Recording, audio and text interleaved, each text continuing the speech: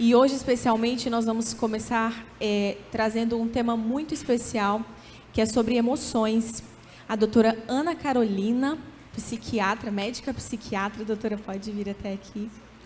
Ela vai trazer esse tema muito especial para nós. Seja bem-vinda e muito obrigada por ter aceito o convite. Eu que agradeço pelo convite, da Enilda, que infelizmente não está aqui hoje. É um prazer estar aqui com vocês.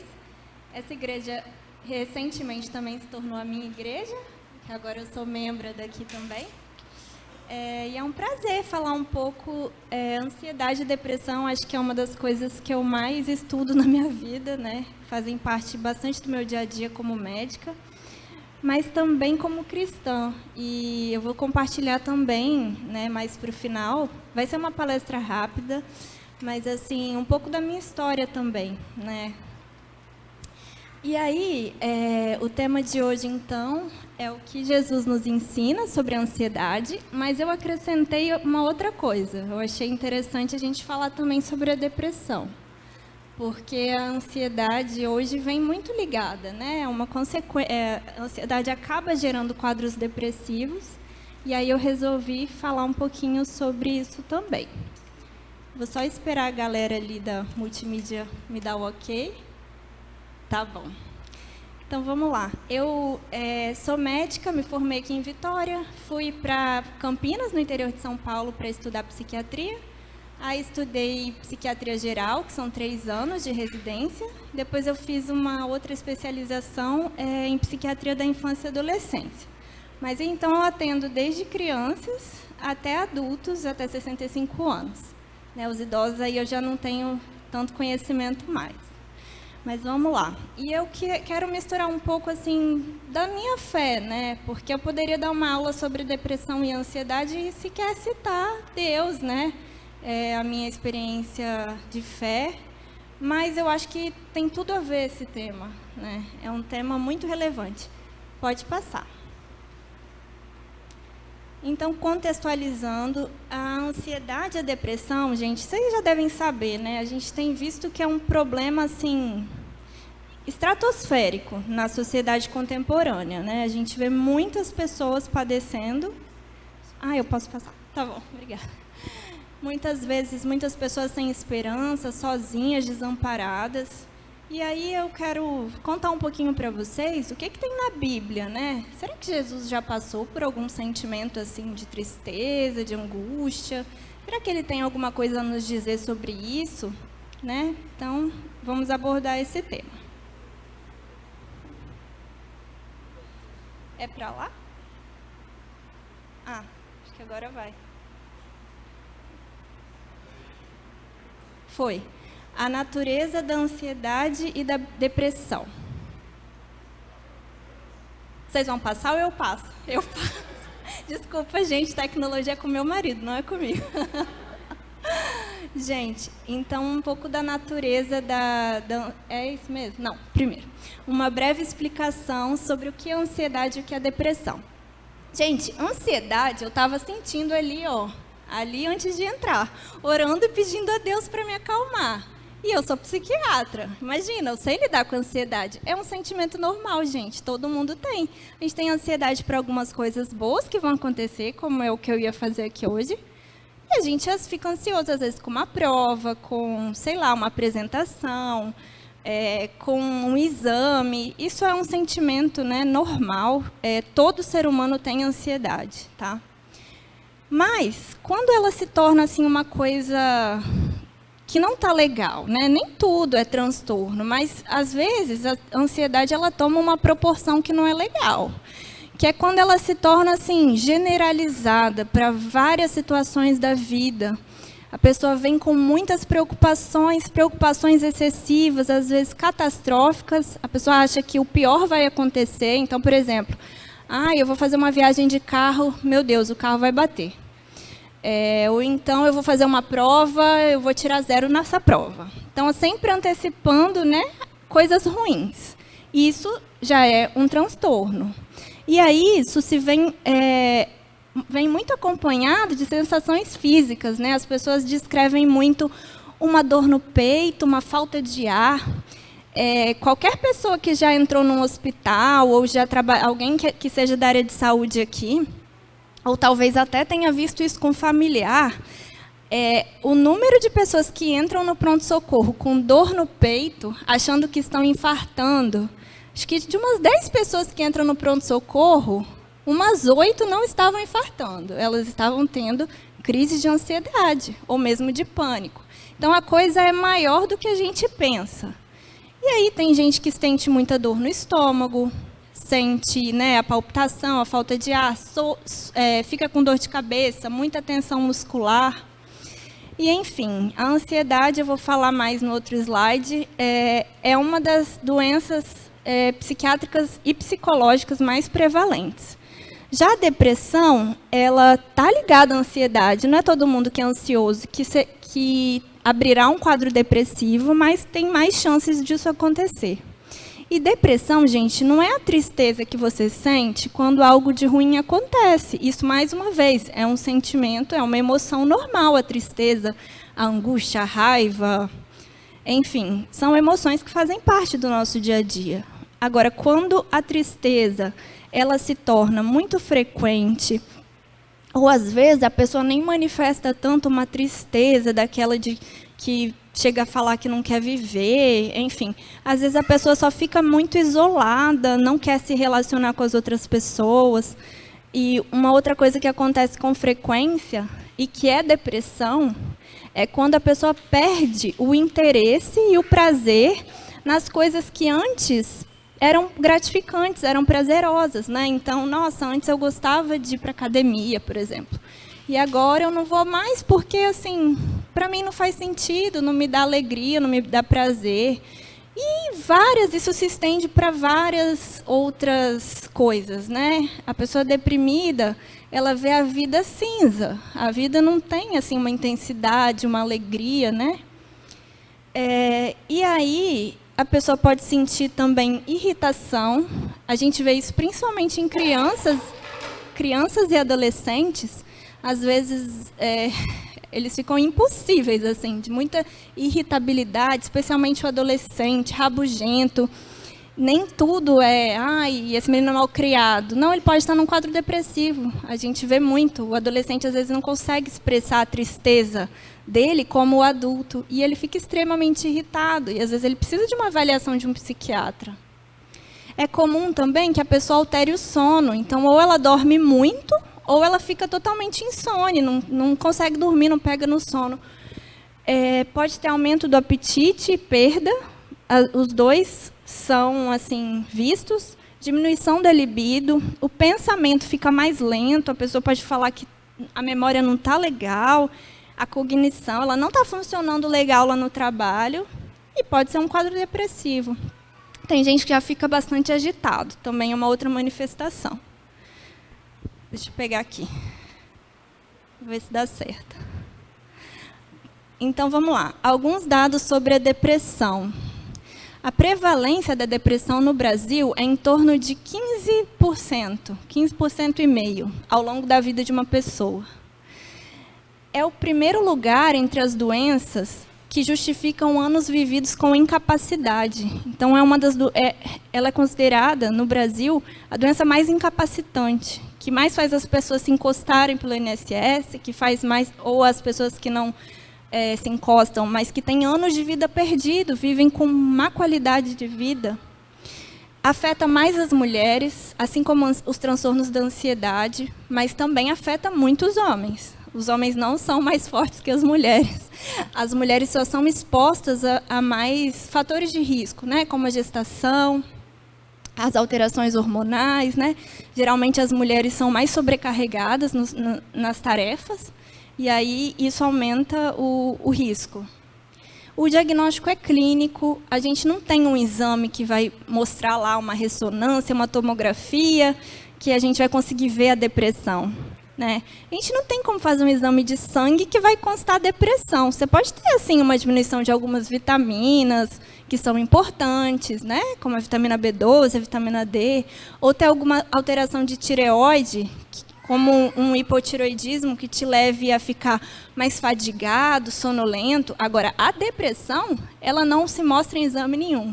quem dá o diagnóstico é o psicólogo e o médico, de preferência o psiquiatra, para quem tem acesso. Mas os médicos clínicos e médicos de família, e os outros médicos também podem estudar a depressão e saber diagnosticá-la, né? Quanto mais informação, acho que mais a gente consegue identificar e tratar. Porque, ao contrário do que muitos pensam, a depressão ela precisa de tratamento. As depressões mais leves, a gente até pode tentar sem medicação, né? Apenas com a psicoterapia, o exercício físico, né? Os remédios naturais que a gente sabe muito bem quais são. Mas quando a gente tem uma depressão moderada grave, a gente já tem uma inflamação cerebral muito grande. E aí, se a gente não trata esse quadro, muitas vezes por preconceito, por vergonha, por medo de ficar dependente da medicação, a chance da gente recorrer a esses sintomas é muito alta. Então, um quadro depressivo grave, ele vai melhorar, mas a chance dele voltar é muito grande, se não tiver o tratamento. E, às vezes, até mesmo com tratamento, o índice de cronificação da depressão é muito alto. Está muito associado ao suicídio também, tá? A gente está no Setembro Amarelo, a palestra hoje não é sobre isso, mas é um mês que a gente precisa lembrar que o suicídio existe no meio cristão, e que muitas pessoas estão doentes mentalmente e precisam de tratamento médico. Alguns dados sobre ansiedade. O Brasil é o país mais ansioso do mundo. A gente vive uma epidemia de ansiedade. Eu acho que aí tem vários fatores. O brasileiro trabalha pra caramba. Eu acho que isso é uma coisa importante. O brasileiro se alimenta mal. Muitas vezes a alimentação muito rica em gorduras, sal. Talvez não tanto quanto o americano, mas ainda assim a gente tem pegado muitas coisas ruins da alimentação ocidental. E isso tem contribuído para o aumento dos casos de ansiedade. 9,3% da população convive com transtornos de ansiedade, tá?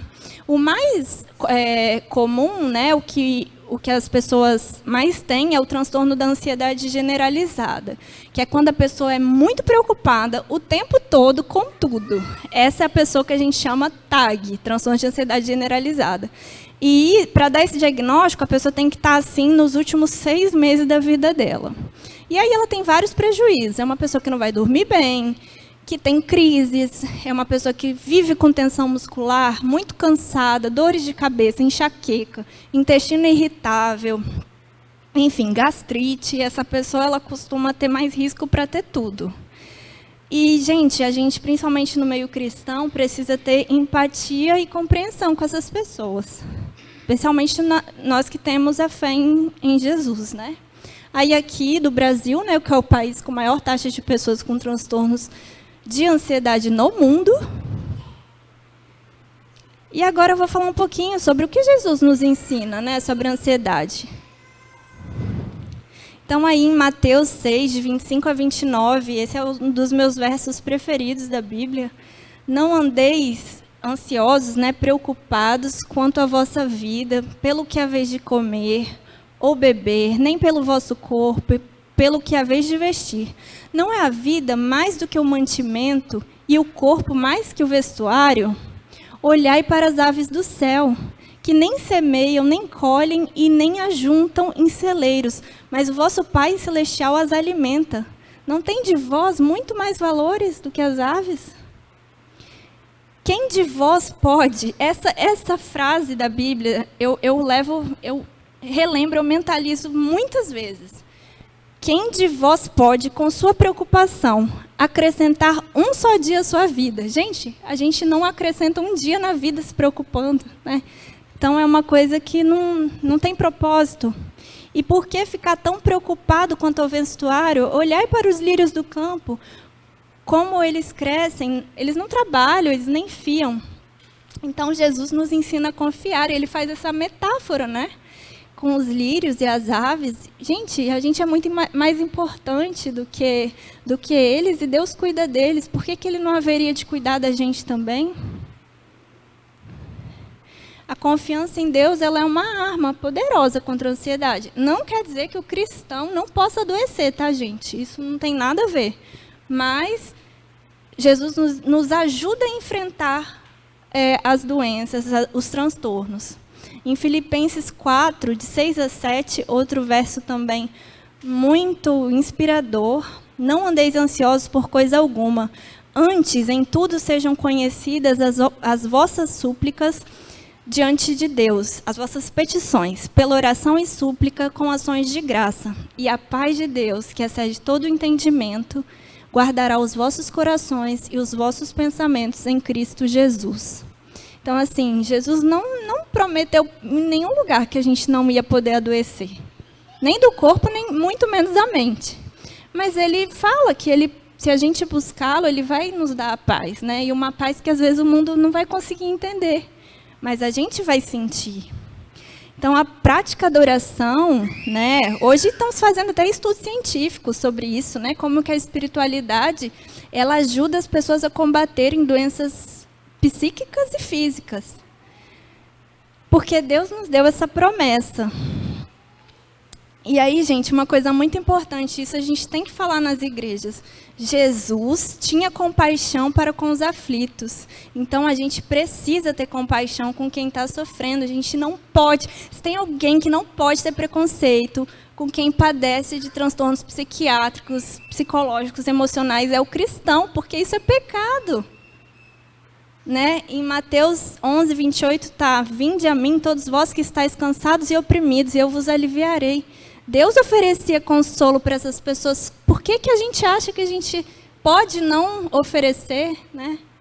Jesus se apresenta como um refúgio e um alívio para aqueles que estão sobrecarregados. A gente precisa, aí a gente como a pessoa que está sofrendo, também precisa reconhecer que a gente é limitado e que a gente precisa de ajuda. Não é porque a gente não é cristão, que a gente é cristão, que a gente não pode ter que ir a um psicólogo ou a um psiquiatra, né? Deus capacitou essas pessoas, gente.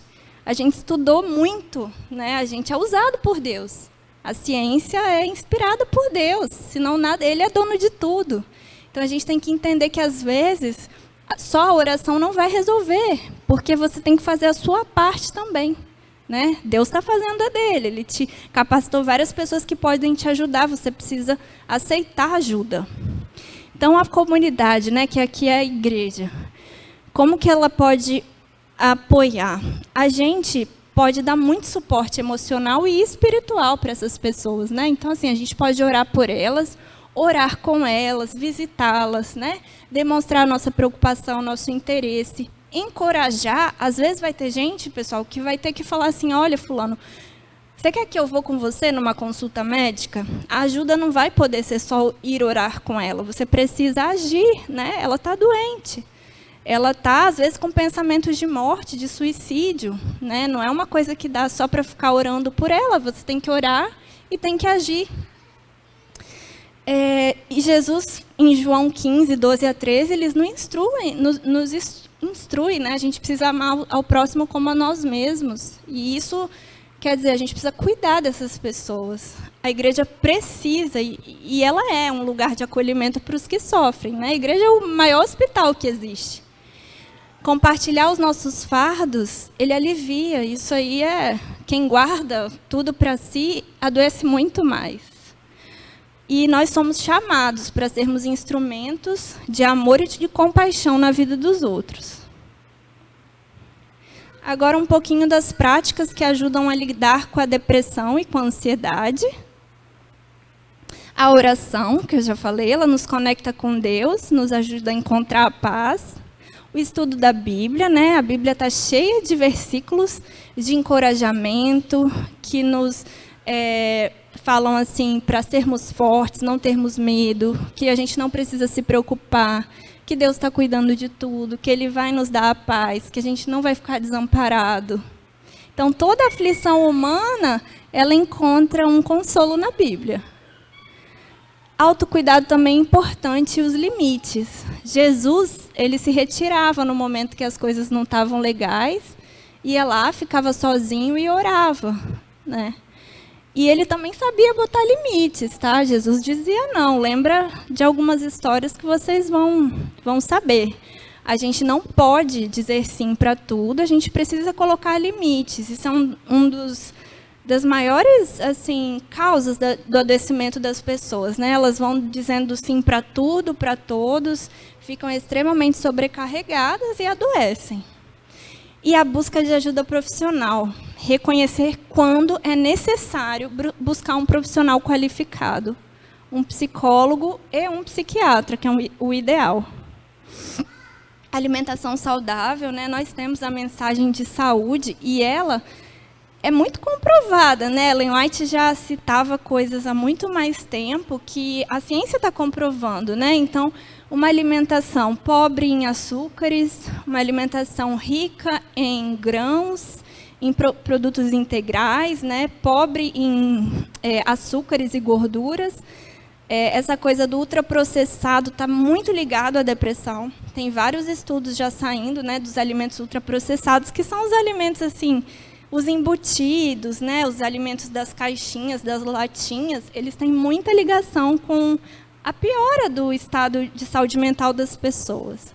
O exercício físico, às vezes eu tenho uns pacientes que já estão melhores com remédio e eles falam assim que eles querem tirar o remédio. E eu falo, não, tudo bem, porque tratamento tem data para iniciar e para terminar. Mas com uma condição. Você vai precisar fazer a meta de exercício físico da semana, que é de 150 a 300 minutos por semana, no mínimo. Gente, sem isso, não tem como. A chance de voltar à depressão, voltar ao quadro de ansiedade é altíssimo. O exercício físico, além de liberar as endorfinas, ele aumenta a neurotransmissão do nosso cérebro, diminui a inflamação cerebral, ele protege os nossos neurônios. Então, quem faz exercício físico envelhece menos, né? A gente tem menos perda de neurônios quando a gente faz exercício físico. E ele está ligado ao humor, não só pelo exercício em si, pela socialização que o exercício traz. Dificilmente você faz um exercício completamente sozinho, né? Se você vai numa academia, você vai encontrar pessoas. Se você vai andar de bicicleta, a tendência é que outras pessoas andem também. Se você vai jogar futebol, então, também tem a questão social que o exercício nos traz, né? O descanso. Jesus, muito mais sábio que qualquer médico, já falou que a gente deveria descansar no sábado. E o sábado é para a gente.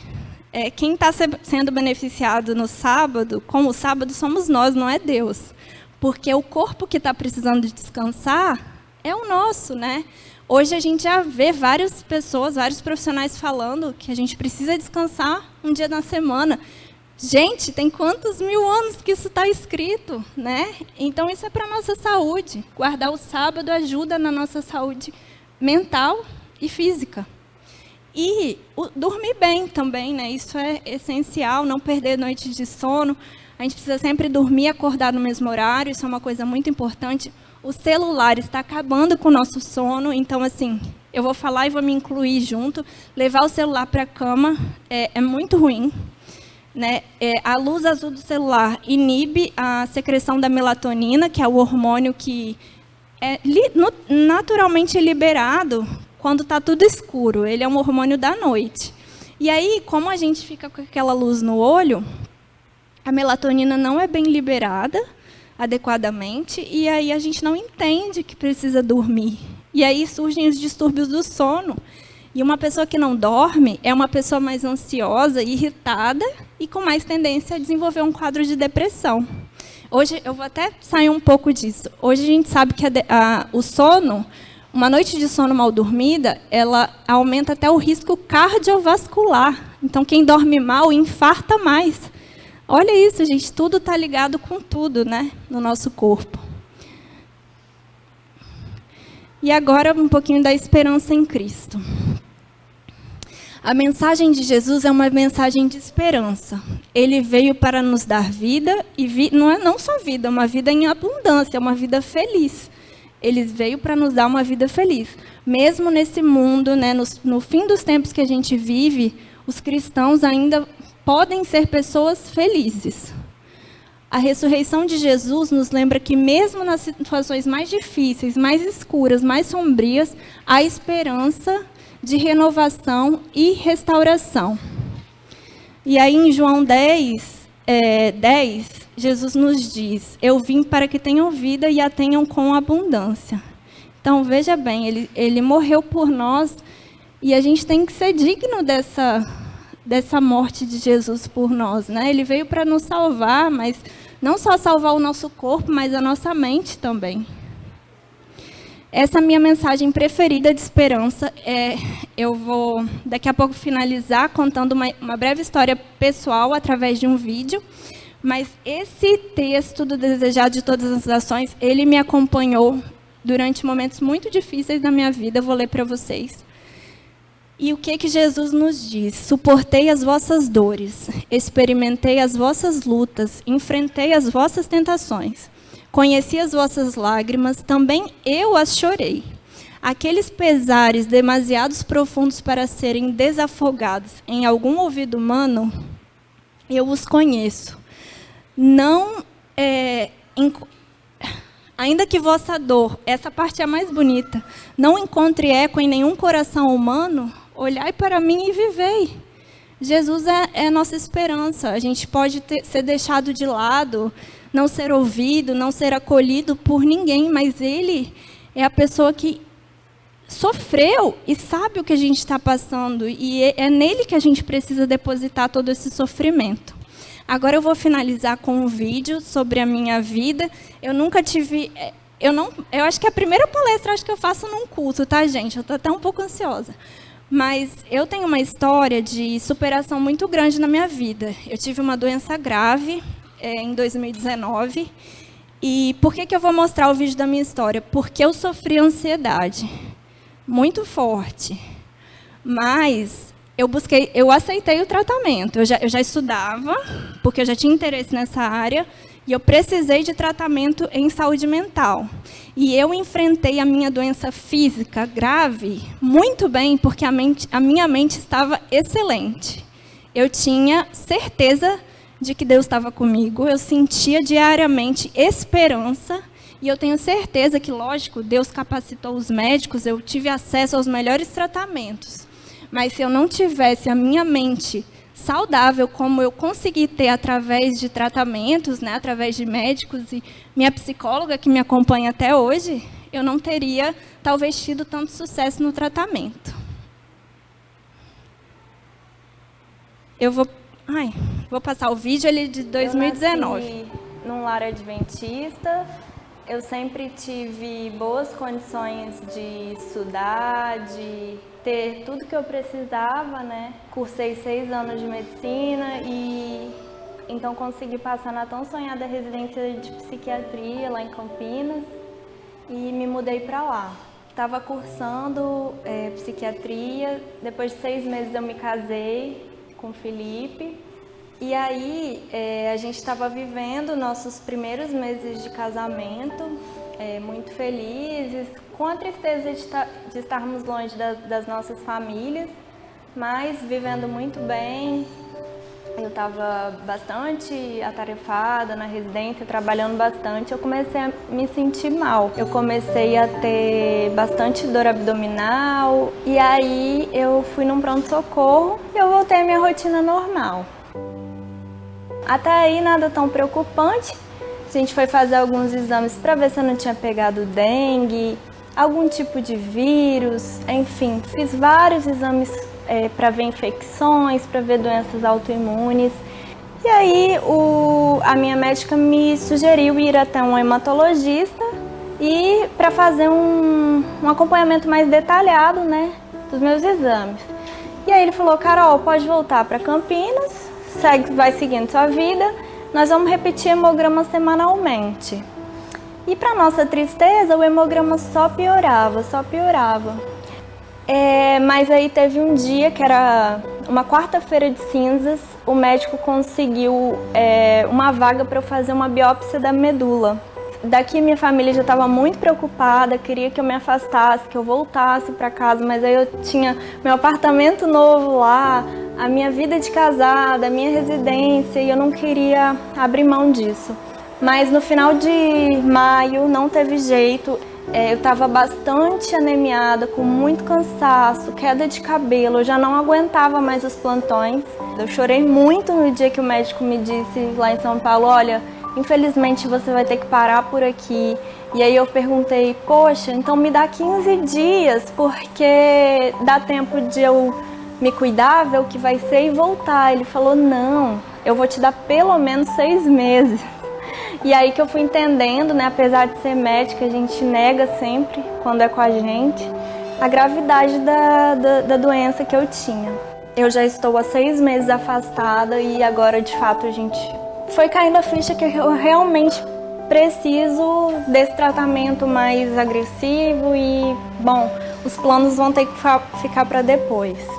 A minha doença é rara, é uma doença grave, a incidência dela é bem pequena na população, mas graças a Deus, apesar de eu nunca ter esperado ter algo raro e grave, eu tive meus momentos de muita tristeza, medo, ansiedade, mas Deus esteve comigo a todo momento, né? Esse momento ruim que eu tô passando, eu sinto a mão de Deus.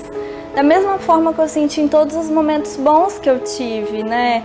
De poder estudar o que eu queria, passar no lugar que eu queria, casar com uma pessoa que eu amo, ter a minha família sempre ao meu lado, a minha igreja.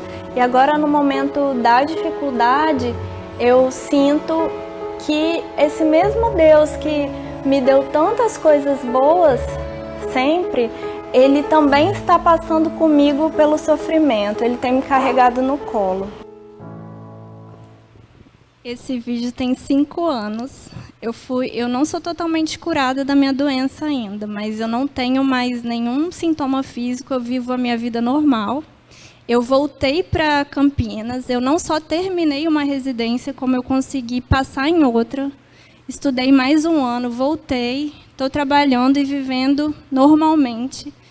E sempre, assim, porque Deus teve misericórdia de mim, mas também porque eu cuidei de mim mesma. Eu não deixei o preconceito, o medo me impedirem de buscar ajuda para minha mente, porque o meu corpo os médicos estavam cuidando, mas eu precisava de serenidade para enfrentar uma doença tão grave, né? E não enlouquecer, não ficar revoltada com Deus. Quer dizer, isso só foi possível porque eu me cuidei. E é essa mensagem que eu quero trazer para vocês.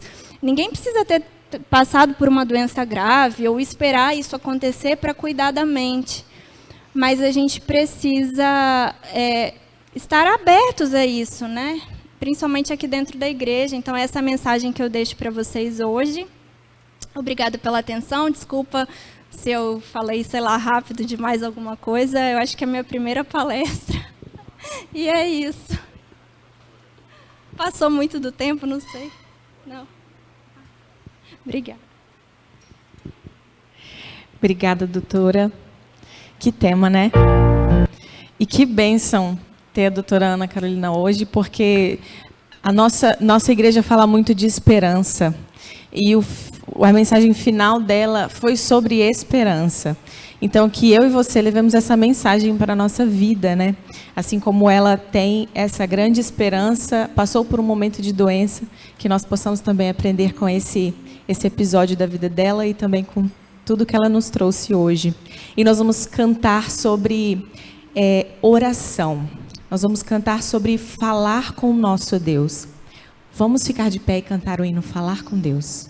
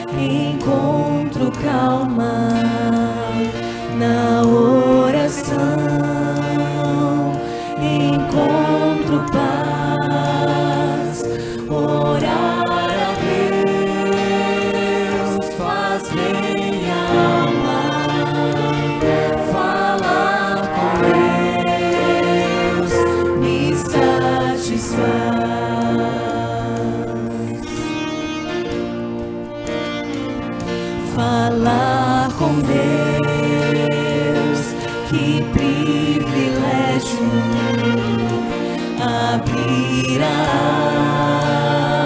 alma ao Criador, sentir que os céus estão abertos e ouvir a voz do Salvador.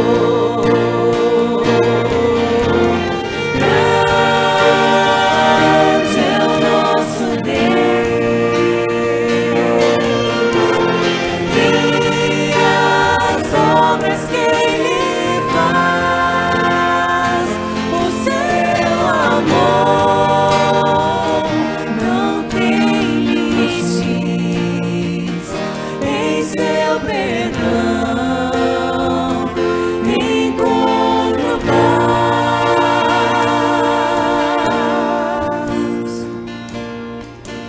Falar com Deus é o que preciso, pois Ele é fonte de poder. Só nele a vida faz sentido, pois me dá forças pra viver.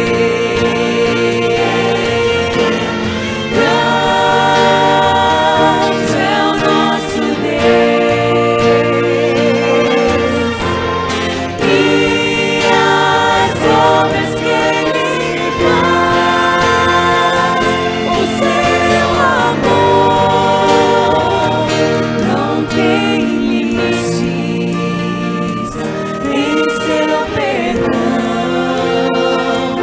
encontro paz. Grande é o nosso Deus, e as obras que Ele faz, o seu amor não tem limites, em seu perdão encontro paz.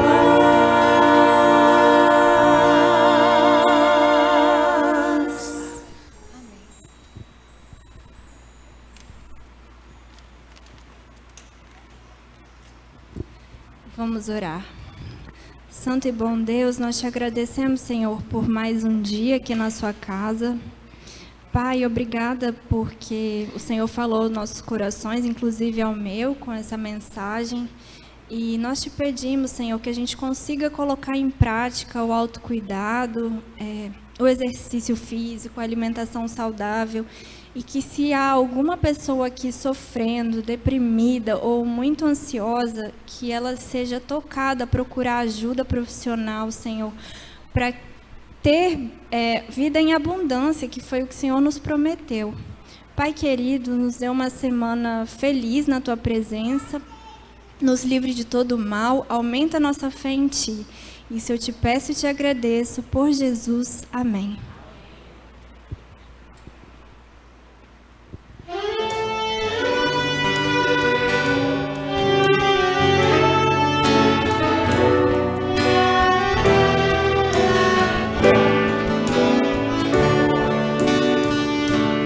Que a graça de Jesus